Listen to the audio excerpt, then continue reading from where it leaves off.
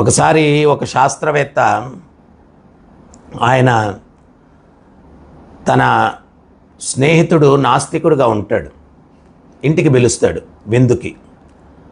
ఆ యొక్క స్నేహితుడు నాస్తికుడు ఇంటికి వచ్చినప్పుడు ఈ శాస్త్రవేత్త ఏం చేస్తాడంటే తన ఇంట్లో ఉన్నటువంటి హాల్లో మెకానికల్గా తిరిగేటువంటి ఒక సౌర కుటుంబాన్ని ఏర్పాటు చేస్తాడు.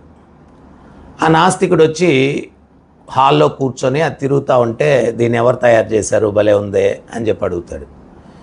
అప్పుడు ఈ సైంటిస్ట్ అంటాడు, దాన్ని ఎవరు తయారు చేయలేదు, దానంతట అదే వచ్చేసిందే అంటాడు. అప్పుడు ఈ నాస్తికుడికి చాలా కోపం వస్తుంది.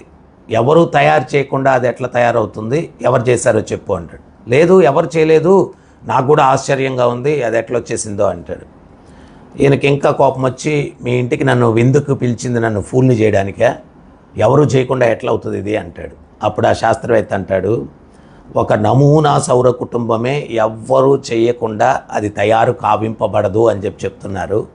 మరి నిజమైన సౌర కుటుంబం ఎవరూ తయారు చేయకుండా అది ఎట్లా తయారవుతుంది అంటే, ప్రతిసారి ఈ శాస్త్రవేత్త తన నాస్తికుడైన స్నేహితుడికి భగవంతుడి గురించి చెప్తే ఆయన దాన్ని తిరస్కరించేవాడు. సో ఈ ఉదాహరణ ద్వారా ఆయన బుర్రలోకి ఆయన సందేశాన్ని ఇస్తాడు. ఏమని అంటే, ప్రతిదీ క్రియేషన్ అనేది ఉన్నప్పుడు క్రియేటర్ అనేవాడు ఉంటాడు, సృష్టి అనేది ఉంటే సృష్టికర్త ఉంటాడు. ఈ పుస్తకం తీసుకోండి, ఈ పెన్సిల్ తీసుకోండి, ఈ కర్చీఫ్ తీసుకోండి, ఈ కళ్ళజోడు తీసుకోండి, ఈ యొక్క కుర్తా తీసుకోండి, ప్రతి వస్తువు దాని వెనకాల ఒక బుర్ర పనిచేస్తేనే ఆ వస్తువు తయారవుతుంది. ఈ అనంతమైన సృష్టి వెనకాల కూడా ఆ భగవంతుడు ఉన్నాడు